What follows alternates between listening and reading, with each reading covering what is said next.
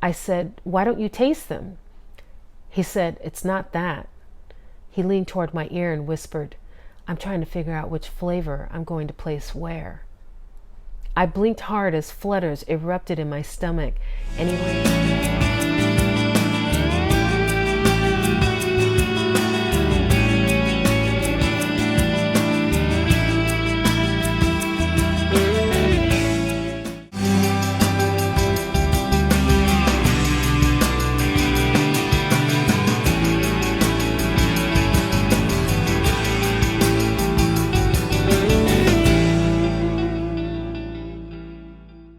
Welcome back.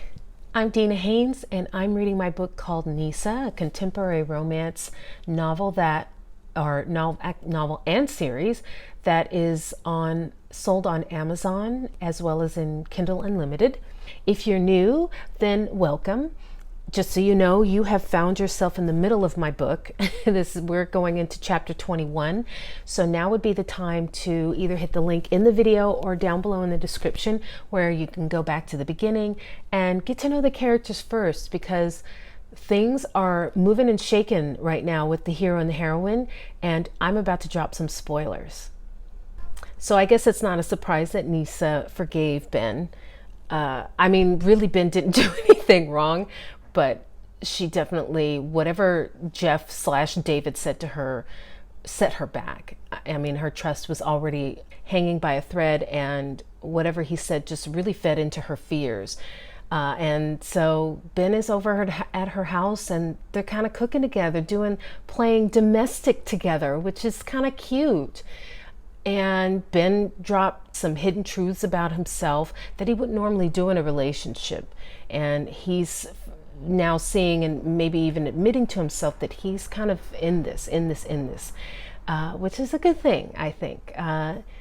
So let's continue on with chapter 21 and see what happens next. Chapter 21, Neesa's perspective. Was this my spirit guide's idea of a joke? Ben couldn't have been more of a nemesis than if Stan Lee himself had written a character tailored for me, all the way down to the tortured soul bit. I believe that he wanted to branch off from the family shit show and launch a new destiny, but I was once again forced to trust my instincts, which left me shaky at best. He asked, "What's for dessert?" He stood over the sink, rinsing our used dishes and loading the dishwasher. The question didn't surprise me. It was obvious he had a sweet tooth. I said, "I don't keep sweets in the house." His head whipped around. "What? Are you mad?"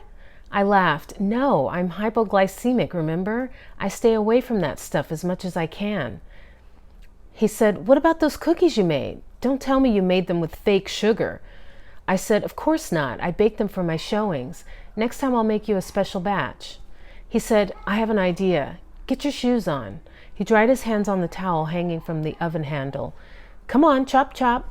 I slipped back into my loafers and sweater and dragged my feet as he pulled me out the door to his beat-up Ford Escape.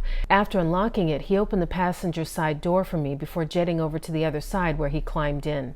It was shockingly uncluttered. I thought for sure I'd see empty takeout wrappings and coffee cups littered across the floor. Aside from a slight musty smell, it was clean.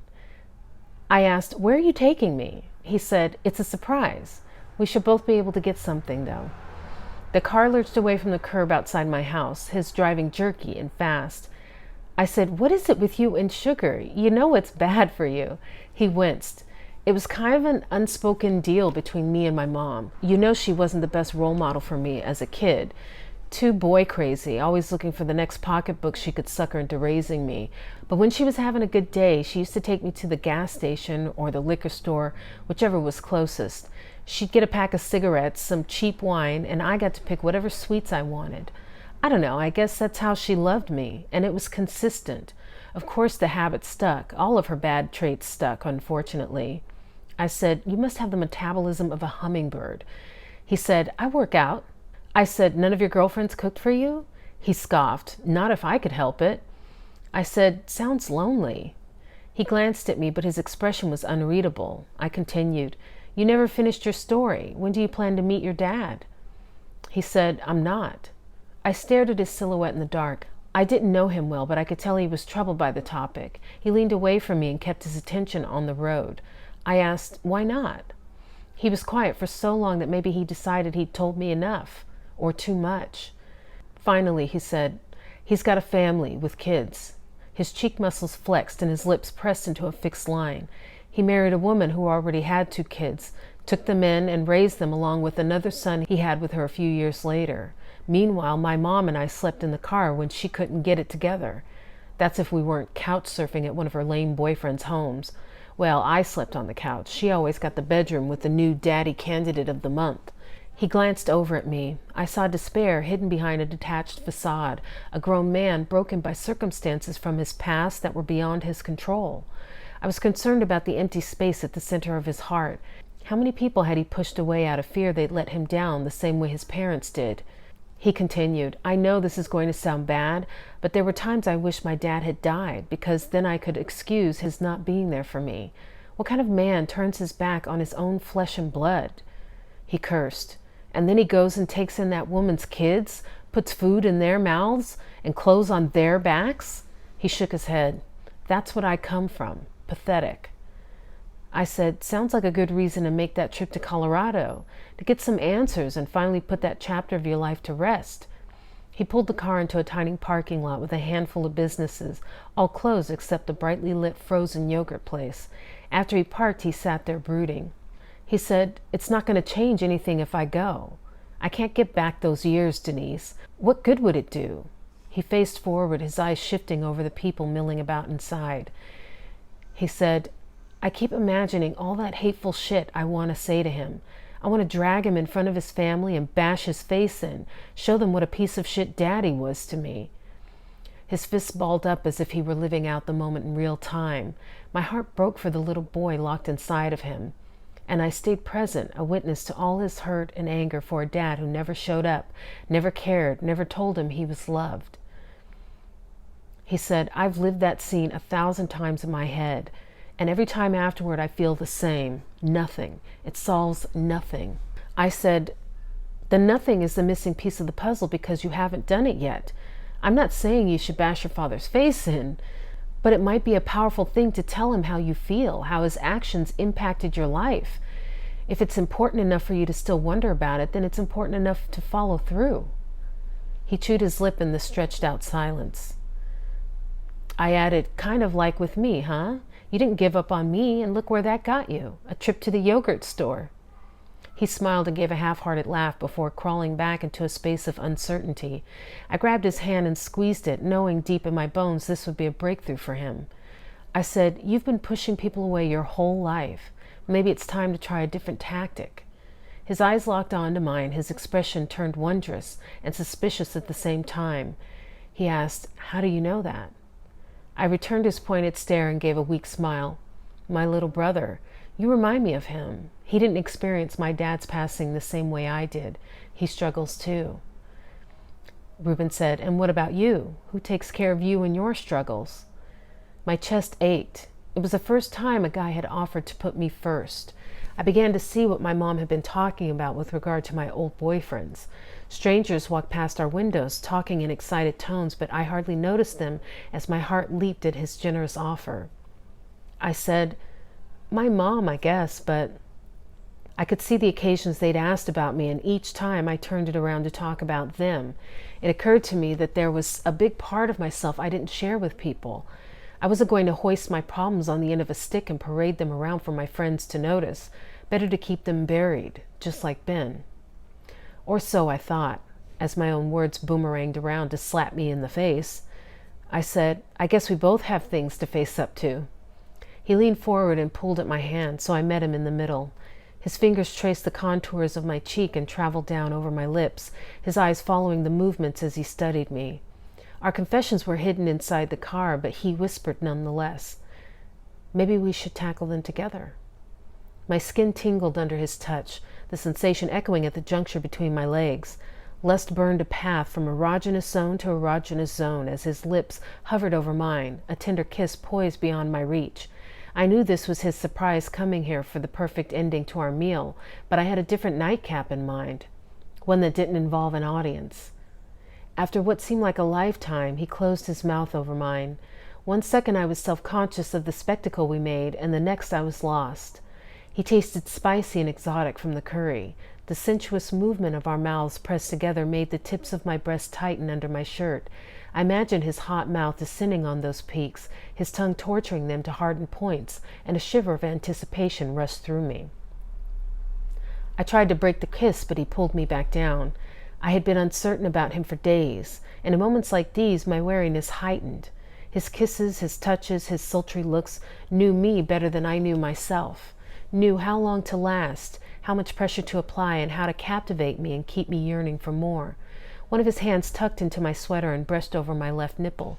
I startled from the shock and broke off the kiss, wetness staining my panties. He rubbed his nose over mine. "We better hurry up so we can get home." My voice shook as I said, "You still want yogurt?" He said, "Oh yeah, I plan to have my dessert and eat it too." We got out of the car and walked inside. Several people hovered around the machines, and I knew my cheeks were red after the way I carried on in the car, in view of everyone, some of them kids. I held Ben's hand and stuck close to his body while he walked us over to get an empty container. He said, "Aren't you going to grab one? They have sugar-free flavors." I shook my head. "I'm good, really." He stared into my eyes, searching for the truth, and found heat. He didn't ask for the sampling cups to taste the flavors, as most people were doing. He kept looking back and forth between the pumps and me. I said, "Why don't you taste them?" He said, "It's not that." He leaned toward my ear and whispered, "I'm trying to figure out which flavor I'm going to place where." I blinked hard as flutters erupted in my stomach, and he landed a kiss on my nose. I see you. You're sitting there watching this video and you haven't liked it yet, then shame on you. Please take some time right now to like the video, and don't forget to hit subscribe. Don't forget to hit subscribe and the little bell icon, and let's continue with the story. I stayed silent as he chose the red velvet cake and the New York cheesecake flavors, filling the large cup to the rim. He dragged me over to the toppings and pumped chocolate syrup over the whole lot before placing it on the scale.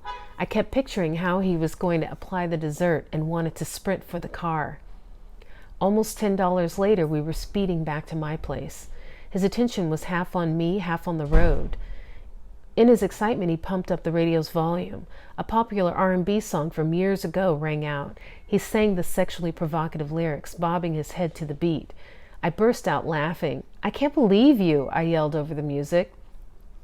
He stopped at a light and reached a hand over to tickle me, and I squealed.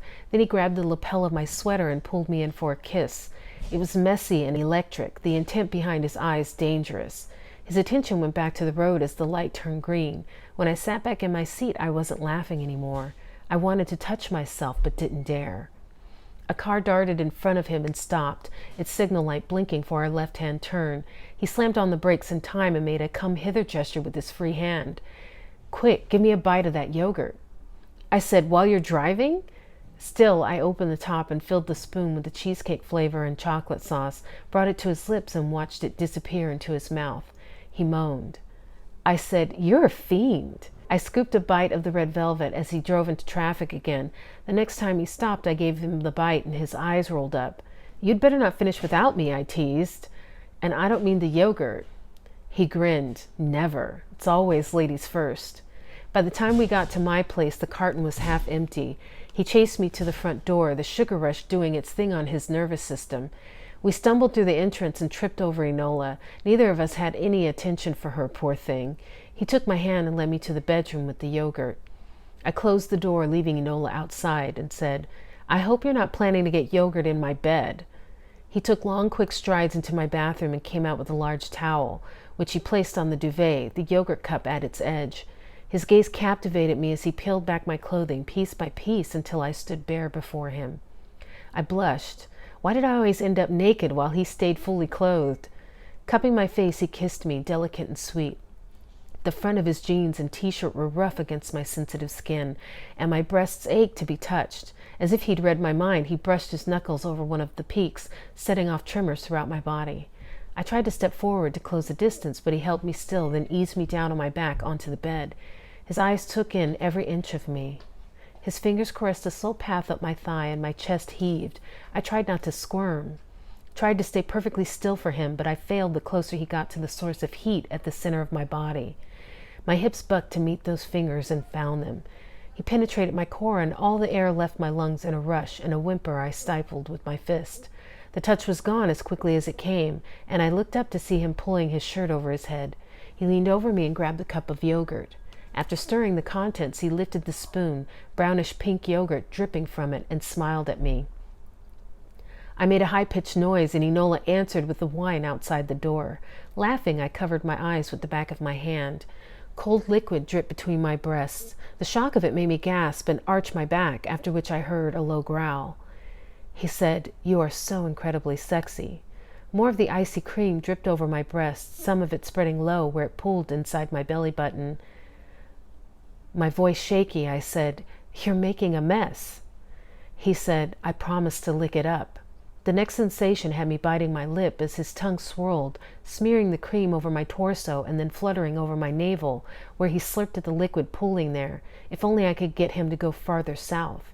He went the opposite way, keeping me on edge, guessing what he would do next. He lapped up the drips over my ribs and under the creases of my breasts, torturing me enough that I looked down to see what he was doing. His mouth closed over one nipple as he lifted the other and gave it attention too. Cream lined his upper lip in a sexy milk stash I could almost taste. I licked my own upper lip as if I could sample what was on his. He took the hint. When our mouths met, my head spun with the mixed sensations of sweet, buttery cream flavor and the intense need growing between my legs. Each kiss on his way down my body was like a mini explosion of pleasure, leading to a finale I was ready to beg for. But he detoured left and then right of where I wanted him to be. I thrashed, restless with passion. He lifted my leg over his shoulder and buried his face in my sensitive folds. Finally! I tangled my fingers in his hair and gripped the towel while he fed at my most intimate place. The pleasure mounted quickly, crested, and then broke as my hips rocked and I yelled his name in ecstasy. Several moments passed before I noticed I was being watched. The adoration in his expression was incomprehensible. Any love I had received from my ex paled compared to how Ben made me feel. I had to question whether I had ever known love at all. The memory of my ex took me back to where Ben and I had been a few hours ago, how filled with doubt I was over the accusations David had made about him. Ben's face filled my vision. He said, "Hey, baby doll, don't leave me inside that head of yours."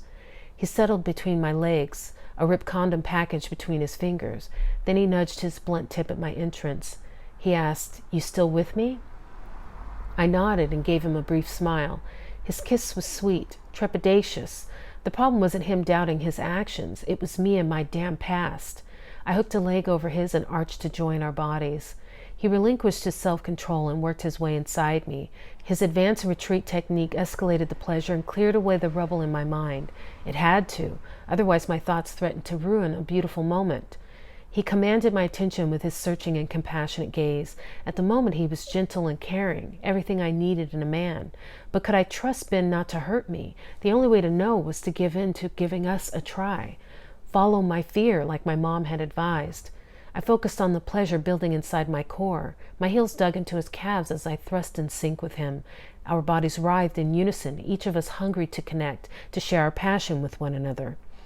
He rolled me over until I was on top. The tenderness in his eyes cut through me as he marveled at my body, caressing my breasts, moving his hands down to my curvy hips where he held me still and ground his hips upward to meet mine. I wanted him to love me. I wanted to be special to him. Wanted him to be the one, whether it was right or not. His penis swelled inside me with each thrust, and I called out in quick bursts of grunts, clawing at his chest.